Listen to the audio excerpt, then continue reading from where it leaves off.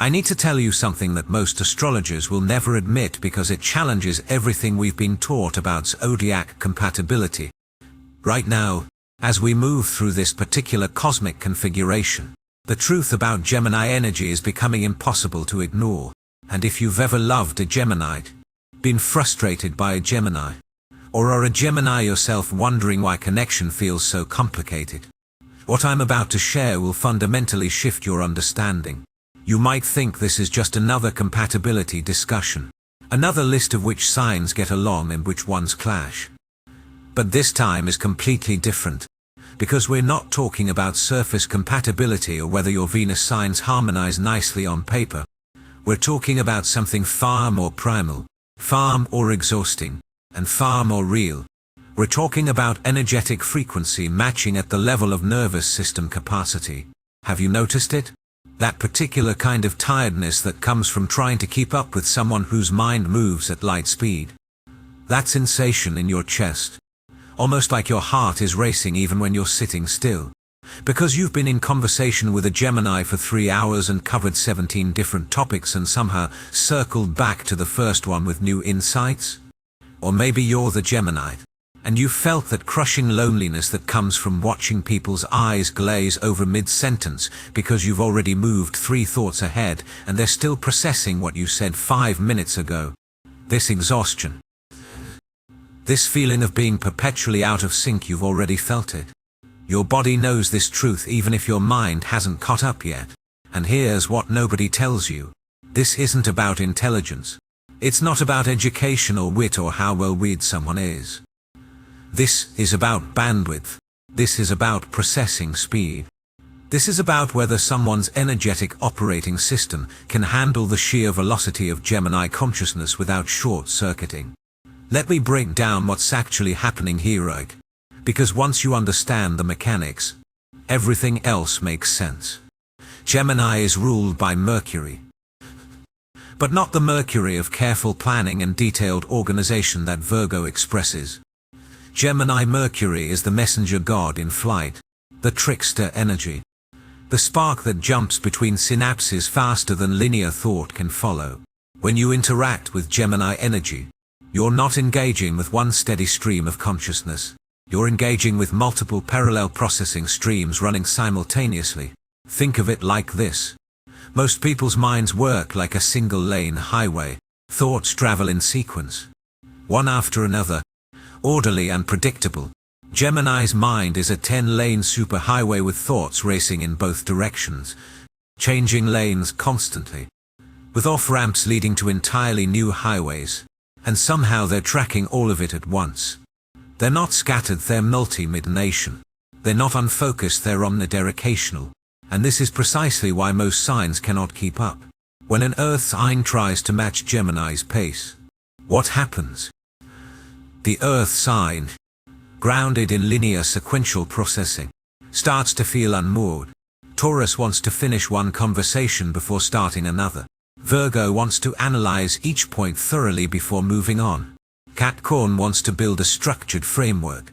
But Gemini has already introduced 4 new concepts, made 3 lateral connections, and circled back to refine the original point with fresh perspective. The Earth sign isn't stupid, they're simply operating on a different frequency.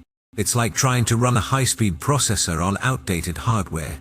The system overheats. What about fire signs? Surely Aries energy, with its quick ignition and bold action, can match Gemini's speed? Not quite.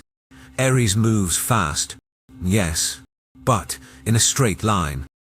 Aries is the arrow released from the bow, pure forward momentum, singular focus, direct impact. Gemini is the hummingbird, moving in every direction including backwards, hovering, darting, covering vast territory while appearing to stay in one place. Aries gets frustrated because Gemini won't commit to one direction. Leo wants the conversation to build toward a climactic point, a grand statement, a moment of recognition.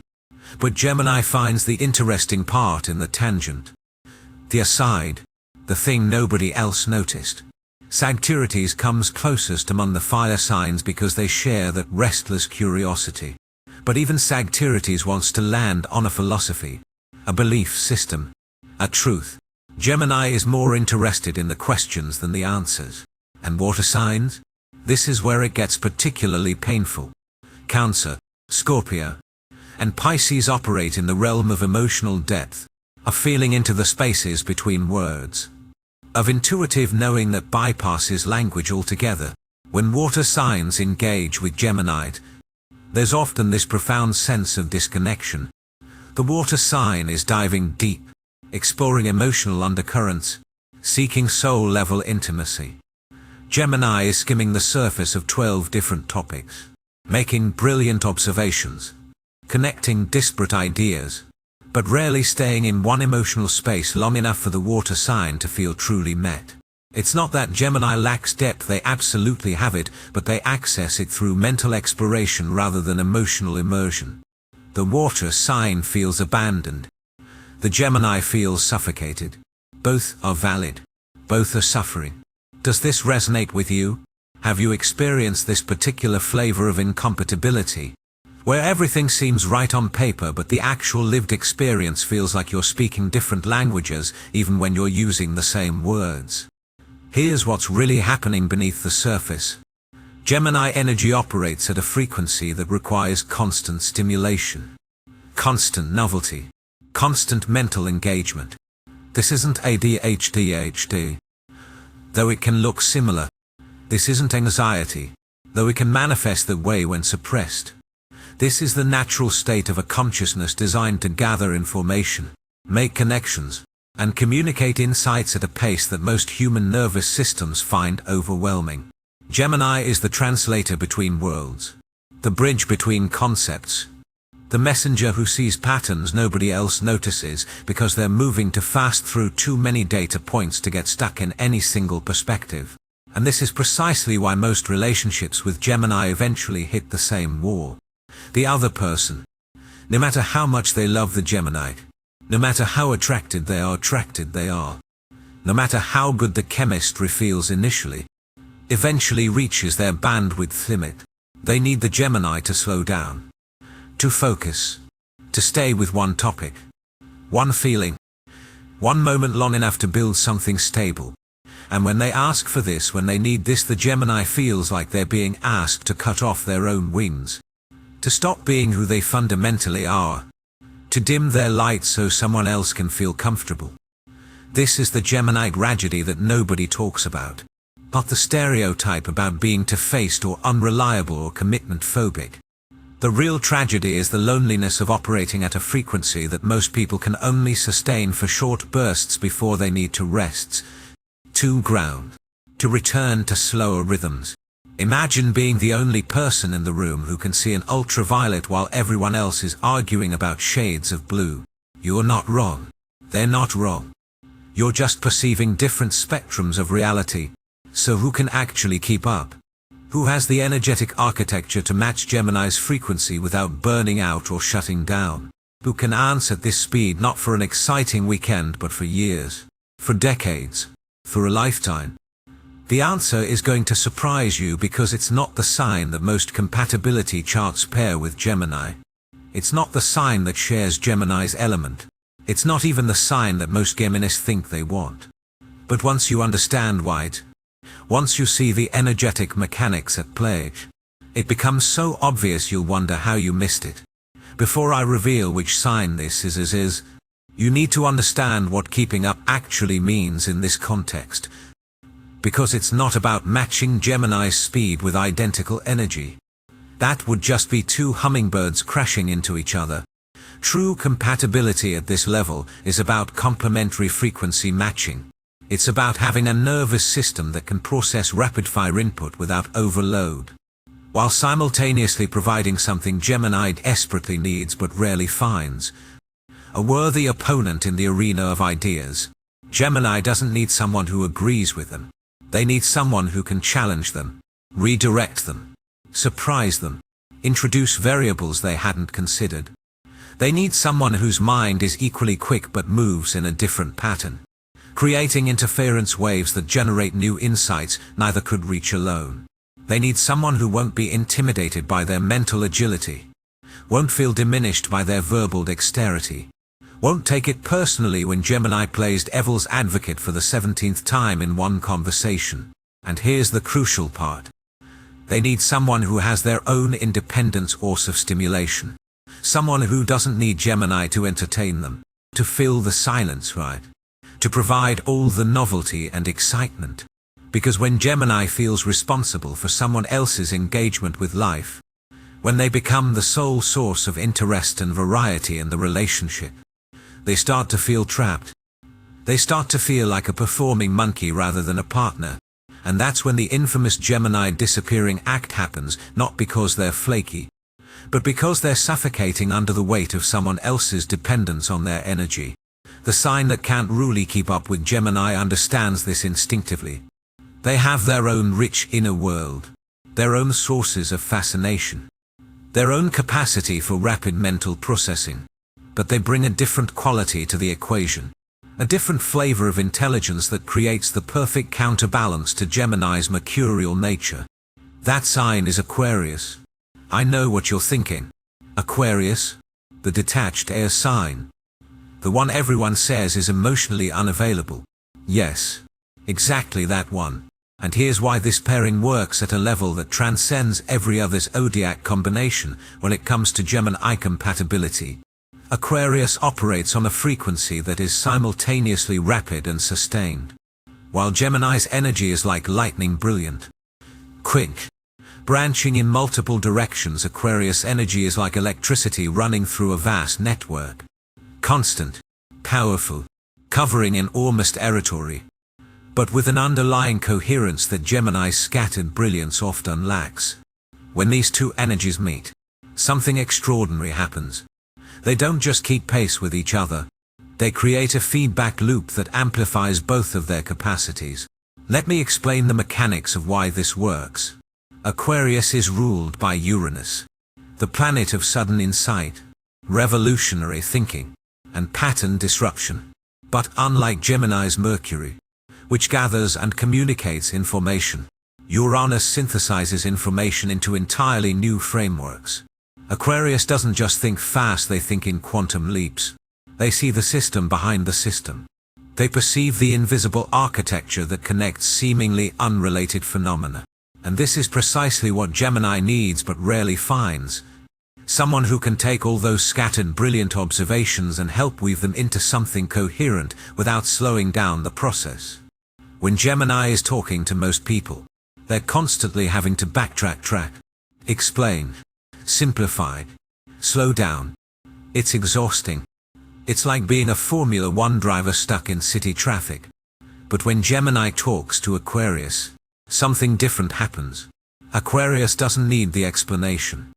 They've already extrapolated where Gemini is going, often before Gemini has fully articulated it. And then Aquarius does something that makes Gemini's heart race in the best possible way. They take the conversation somewhere Gemini hadn't anticipated. They introduce a variable, a perspective, a connection that makes Gemini go, "Wait, I hadn't thought of that." This is the intellectual equality that Gemini craves but almost never experiences. Not equality in the sense of identical thinking, but equality in the sense of matched capacity. Aquarius can hold multiple paradoxes simultaneously. They can entertain contradictory ideas without needing to resolve them immediately. They can follow Gemini's rapid topic changes because they're not trying to build a linear argument, they're mapping a conceptual territory. And unlike other signs who get frustrated by Gemini's refusal to land on conclusions, Aquarius appreciates the exploration itself. They understand that the journey through ideas is more valuable than arriving at a fixed destination. But here's where it gets even more interesting. Aquarius brings something to the table that Gemini desperately needs but doesn't know how to ask for: emotional detachment with deep loyalty. Let me unpack that because it sounds contradictory, but it's actually the key to everything. Gemini is often accused of being emotionally superficial, of not going deep, of keeping things light and breezy. But that's not quite accurate. Gemini feels deeply, they just process feelings through the mental realm rather than the emotional realm. They need to talk about feelings, analyze them, understand them. put them into words.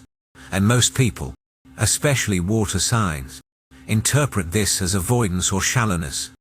They want Gemini to just feel without talking, to sit in the emotion without intellectualizing it. And when Gemini can't do that, when they need to process verbally, they're told they're not being authentic or vulnerable. Aquarius doesn't have this problem with Gemini because Aquarius also processes through the mental realm. Aquarius understands that talking about feelings is a valid form of intimacy, that analyzing emotional patterns is a way of caring, that you can love someone deeply while maintaining enough distance to see them clearly. This is the breathing room that Gemini needs. Aquarius won't cling, won't demand constant emotional reassurance, won't make Gemini feel guilty for needing space or variety or mental stimulation outside the relationship. And here's the paradox. Precisely because Aquarius doesn't cling, Gemini feels safer to actually commit. When Gemini feels trapped, when they sense someone's emotional survival depends on them, they run. But when they're with someone who has their own complete life, their own fascinating interests, their own friend groups and projects and passions, Gemini relaxes. They stop feeling like they need to be everything for someone. They can just be themselves. And in that freedom, genuine intimacy becomes possible. I've watched this dynamic play out countless times in my practice. A Gemini client comes in, frustrated with yet another relationship that started with fireworks and ended with the other person saying, "You're never really here. You're always thinking about something else. I need more presence from you." And the Gemini feels terrible because they were trying. They really were. But their natural state of consciousness involves multiple streams of awareness running simultaneously. They can be fully engaged in a conversation while also noticing the pattern of light on the wall, processing a thought from earlier, and planning tomorrow's schedule. That's not distraction, that's how their mind works. But when that same Gemini meets an Aquarius, something shifts. The Aquarius doesn't interpret Gemini's multi-midnation awareness as absence. They recognize it as a different form of presence. And because Aquarius operates similarly, always aware of the larger context, the systemic patterns, the future implications while engaging with the present moment, they don't take it personally. They don't need Gemini to perform a type of presence that isn't natural to them. Now, let's talk about the communication dynamic, because this is where the magic really happens. Gemini is the zodiac's communicator. Yes. But they're often communicating to people who can't quite keep up with the speed or the lateral leaps. It's like being a jazz musician forced to play simple melodies because the audience can't follow improvisation. Frustrating doesn't even begin to cover it. Aquarius is the zodiac's innovator, the visionary, the one who sees what doesn't exist yet. And they need someone who can help them articulate these visions, translate them into language, make them accessible. Gemini does this brilliantly. But more than that, in the process of translation, Gemini adds their own insights, their own connections, and suddenly the vision becomes richer, more multifaceted. This is collaborative creation at its finest. Neither is trying to dominate or prove they're smarter. They're genuinely building something together that neither could build alone. I had a client, a Gemini woman in her early 30s, who had been through a string of relationships with earth and water signs. Good people, she said. Kind, stable, emotionally available. But she always felt like she was too much. Too talkative, too restless, too interested in too many things. Her Taurus sex had loved her but constantly asked her to just be still for a moment. Her Cancer Rex had needed emotional depth that felt like drowning. She came to me exhausted, wondering if maybe she was just meant to be alone. Then she met an Aquarius man at a conference. They started talking about artificial intelligence and somehow ended up discussing ancient philosophy, then urban planning, then the psychology of color, then back to AI, but from a completely different angle. 6 hours passed. Neither of them noticed. And here's what she told me. For the first time in my life, I didn't feel like I was too much. I felt like I was finally enough. He wasn't trying to slow me down or speed me up. We were just moving together. That's the frequency match I'm talking about. Not identical energy, but complementary wavelengths that create harmony rather than dissonance. But I need to be honest with you about something. This pairing isn't easy. It's not the comfortable, cozy compatibility that Taurus and Cancer might share. It's not the passionate intensity of Scorpio and Pisces. What Gemini and Aquarius have is something more rare and more challenging. Intellectual and energetic equality. And equality, real equality, requires both people to show up fully, to not hide behind roles or expectations, to be willing to be challenged and change. Aquarius will call Gemini out when they're being superficial or using their charm to avoid real engagement. Gemini will call Aquarius out when they're being too detached or hiding behind abstract concepts to avoid vulnerability. Neither will let the other coast, and this can be uncomfortable. This can create friction, but it's the kind of friction that polishes rather than erodes. It's the kind of challenge that makes both people sharper, clearer, more fully themselves. The other thing that makes this pairing work is shared values around freedom and individuality. Both Gemini and Aquarius are signs that resist conventional relationship structures. They don't want to be possessed or controlled. They don't want to lose themselves in couple dom. They want a partnership that enhances their individual lives rather than replacing them. And because both signs value this, they can create a relationship structure that actually works for them rather than trying to force themselves into a template that doesn't fit.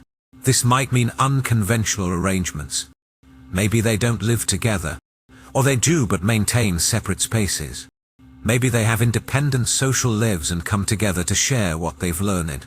Maybe they take separate trips sometimes because they're interested in different things. Two other signs.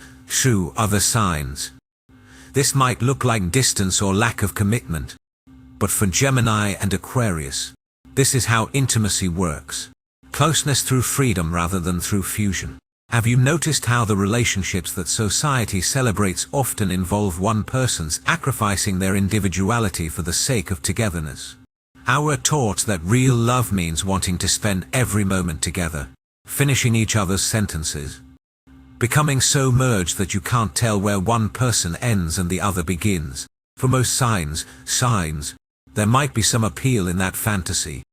But for Gemini and Aquarius, that sounds like a nightmare.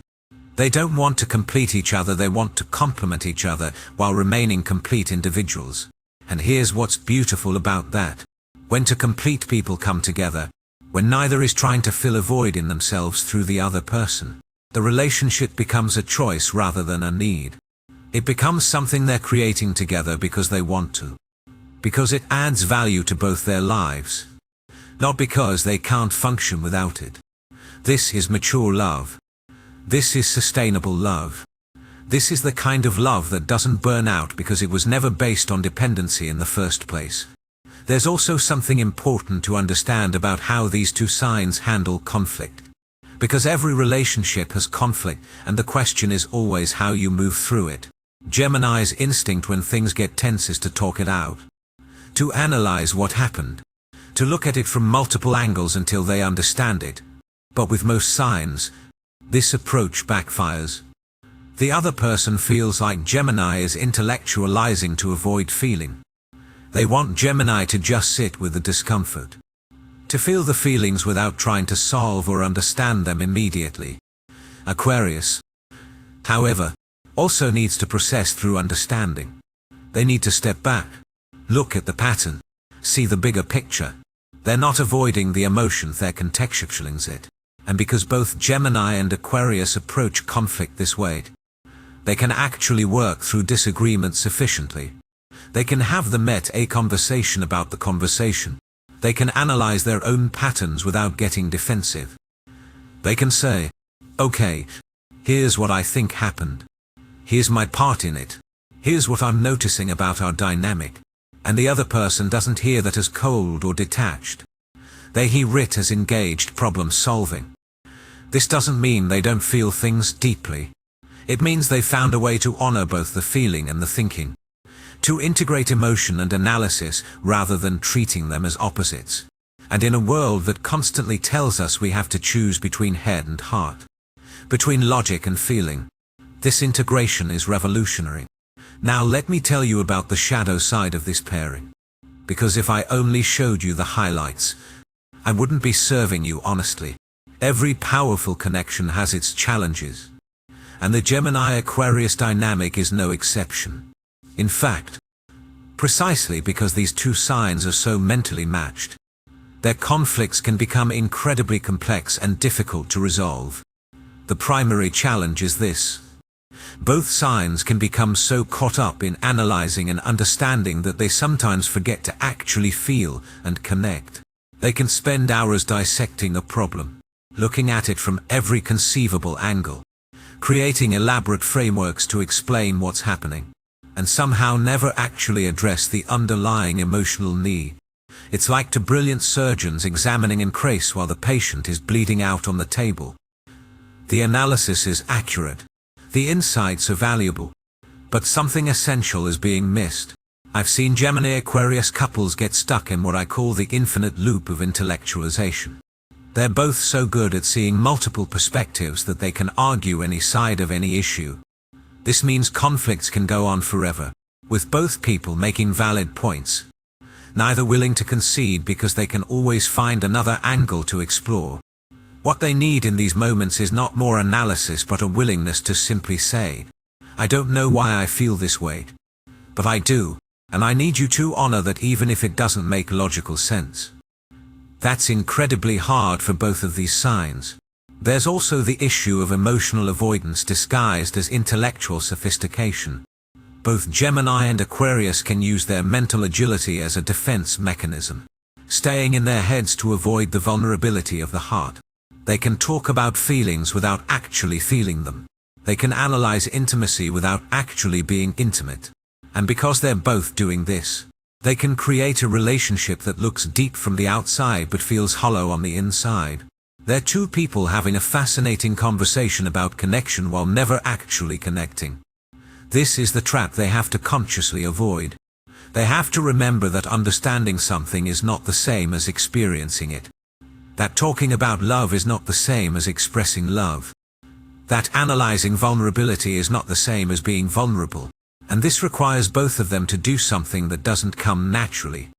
To sometimes turn off the analytical mind and just be present in the raw, unprocessed moment. Another challenge specific to this pairing is the potential for mutual detachment to become mutual neglect. Because both signs value independence and neither is naturally clingy, they can drift into parallel lives rather than an integrated partnership. They can both be so busy with their individual projects, their separate friend groups, their own intellectual pursuits, that they forget to actually nurture the relationship. They assume the connection is solid because, when they do come together, the conversation is still stimulating. But relationships need more than stimulating conversation. They need consistent attention, regular maintenance, intentional cultivation. I had an Aquarius client whose Gemini partner eventually left because, as she put it, I felt like we were roommates who occasionally had interesting discussions, not partners building a life together. They had given each other so much space, respected each other's independence so thoroughly, that they had accidentally created distance instead of intimacy. The freedom they both valued had become isolation, and neither of them had noticed until it was too late because they were both so good at rationalizing the arrangement, at explaining why their unconventional structure was actually superior to traditional relationships. This is the paradox of the Gemini-Aquarius connection. The very things that make it work can also make it fail. The intellectual equality can become competitive rather than collaborative. The emotional detachment can become emotional unavailability. The respect for independence can become neglect of interdependence. The relationship requires both people to stay conscious, to keep checking in, to make sure that their unconventional approach is actually serving the connection rather than undermining it. But here's what I want you to understand. These challenges are not reasons to avoid this pairing. They're invitations to grow. Every relationship asks us to develop capacities we don't naturally have. Earth sign relationships ask Gemini to slow down and build something stable. Water sign relationships ask Gemini to dive deep emotionally. Fire sign relationships ask Gemini to commit to a direction. And Aquarius relationships ask Gemini to integrate their brilliant mind with their vulnerable heart. To balance analysis with feeling. To remember that being understood intellectually is not the same as being loved completely. For the Gemini who is willing to do this work, who is ready to move beyond the safety of mental gymnastics into the risk of genuine emotional presence, the Aquarius partner becomes not just someone who can keep up, but someone who can help them evolve into a more integrated version of themselves. And the same is true in reverse. Gemini helps Aquarius translate their abstract visions into communicable form, helps them stay connected to the immediate human experience rather than getting lost in theoretical futures. This is what true compatibility looks like at the highest level. Not the absence of challenge, but the presence of mutual growth. Not the comfort of sameness, but the excitement of complementary difference. Not to people who never struggle, but to people who struggle in ways that make both of them stronger. Now, I need to address something important for those of you who are Geminis currently in relationships with other signs. You might be reading this and thinking, does this mean my relationship is doomed? Does this mean I should leave my partner and go find an Aquarius? And the answer is absolutely not. What I'm describing here is the energetic architecture that makes the Gemini-Aquarius pairing uniquely suited to handle Gemini's frequency. But that doesn't mean other pairings can't work. It means they require different strategies, different compromises, different forms of conscious effort. If you're a Gemini with an Earth sign partner, you can absolutely make it work. But you'll need to consciously slow down sometimes, to practice staying with one topic, one moment, one feeling longer than feels natural to you. You'll need to appreciate the grounding they provide, even when it feels like constraint.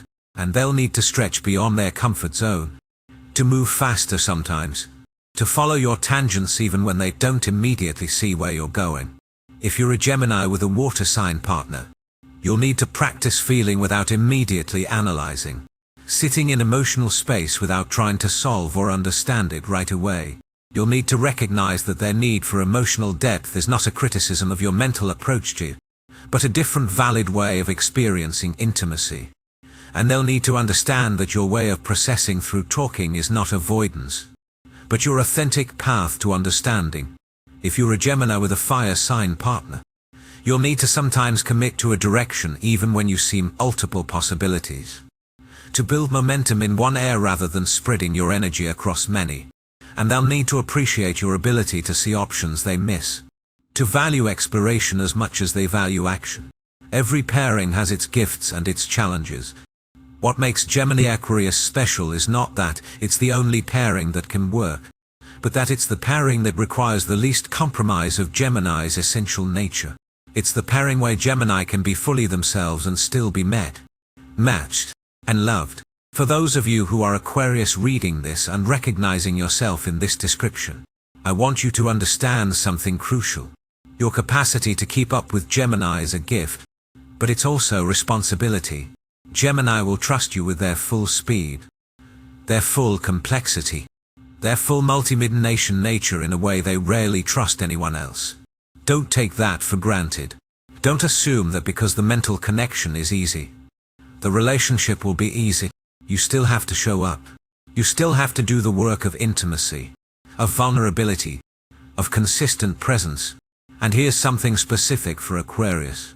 Your tendency toward emotional detachment, which serves you well in many contexts, can hurt Gemini more than you realize. Because Gemini, despite their reputation for being light and breezy, actually needs to feel chosen. They need to know that you're not just with them because the conversation is interesting, but because you genuinely care about them as a person. They need you to sometimes set aside the analysis and just express simple, direct affection. I love you without a philosophical treatise about the nature of love. I'm here for you without a discussion about interdependence theory. Just the raw, unadorned statement of care. This is hard for Aquarius because it feels almost too simple, too conventional, too unsophisticated. But Gemini, needs it. Beneath all that mental agility, beneath all that charm and wit and verbal dexterity, there's a person who wants to be loved for who they are, not just for how interesting they are. And you, Aquarius, with your capacity to see the essence of things, with your ability to perceive the authentic self beneath the social performance, you're uniquely positioned to offer Gemini that recognition. Don't withhold it because you assume they already know. Say it, show it, make it explicit. Let me tell you what this pairing looks like when it's working at its highest potential, because I want you to have a vision to move toward. When Gemini and Aquarius are both conscious, both committed, both willing to do the work of integration, they create something extraordinary. They become a creative partnership that generates ideas, insights, and innovations that neither could produce alone. They become each other's favorite person to talk to, not because they always agree, but because they always make each other think in new ways. They build a life that honors both togetherness and autonomy, that includes both shared adventures and independent pursuits. They create a home that's filled with books and art and interesting objects from their various explorations, a space that reflects both of their curiosities. They have friends who are fascinated by their dynamic, who love being around them because the conversation is always stimulating. The energy is always alive. They grow old together not by becoming more similar, but by becoming more fully themselves while remaining connected. The Gemini at 70 is still curious, still learning, still making unexpected connections. The Aquarius at 70 is still visionary, still seeing possibilities others miss, still committed to making the world more interesting.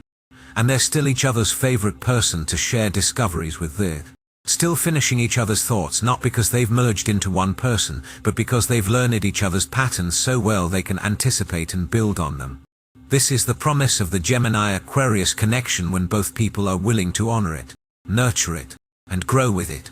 Not a fairy tale romance, but something perhaps more valuable. A genuine partnership of equals who make each other better, smarter, more alive.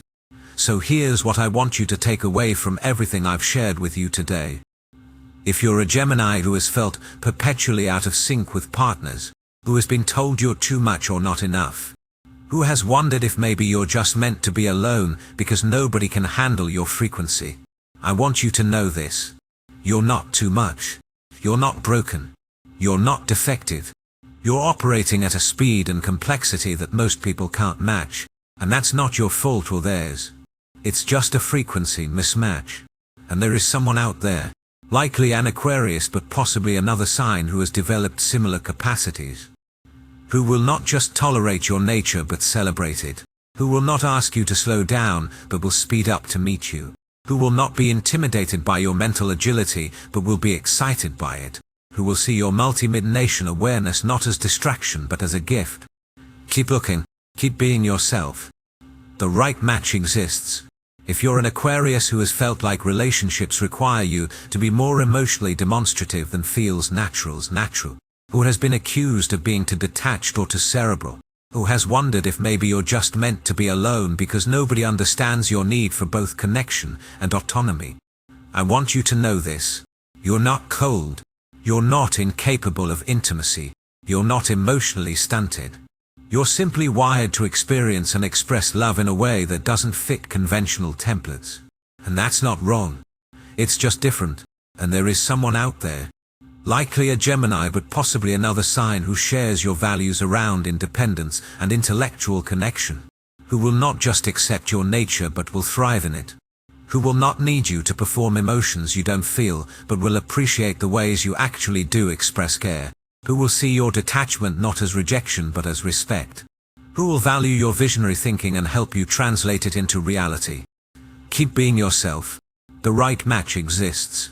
And if you're neither Gemini nor Aquarius but you're in relationship with one of these signs, I hope this has given you insight into what's actually happening beneath the surface. I hope you can see that when your Gemini partner's mind wanders during conversation, it's not because they don't care about you. It's because their consciousness operates on multiple channels simultaneously. When your Aquarius partner seems emotionally distant, It's not because they don't love you. It's because they experience and express love through understanding and vision, rather than through conventional emotional display. You can work with this. You can learn to speak their language while they learn to speak yours. You can find the meeting place between your different frequencies. It will require effort, consciousness, and willingness to stretch beyond your comfort zone. But if the love is there, if the commitment is there, if both people are willing to grow, it can absolutely work. The universe has given us 12 different archetypal energies, 12 different ways of being human, 12 different frequencies of consciousness, and the magic happens not when we find someone identical to us, but when we find someone whose difference complements our own, whose strengths balance our weaknesses, whose perspective expands our understanding. For Gemini, that complementary frequency is most oft unfound in Aquarius.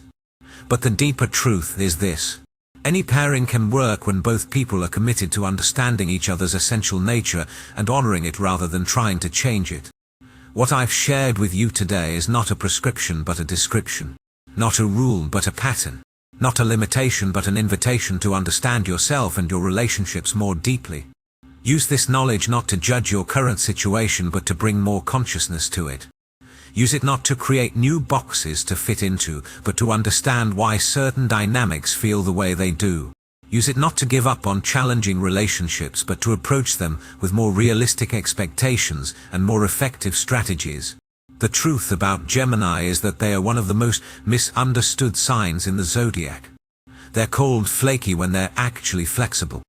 They're called superficial when they're actually multidimensional.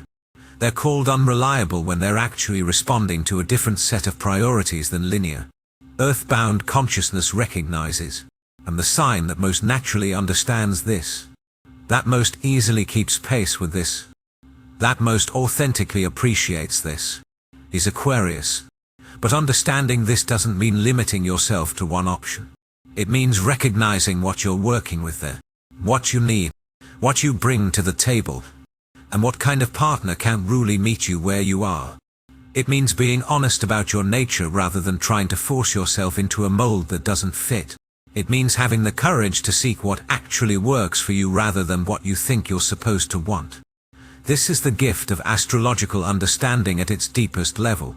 Not prediction, not fate, not limitation, but illumination. The light that helps you see yourself more clearly, understand others more compassionately, and make choices more consciously. And in that clarity, in that understanding,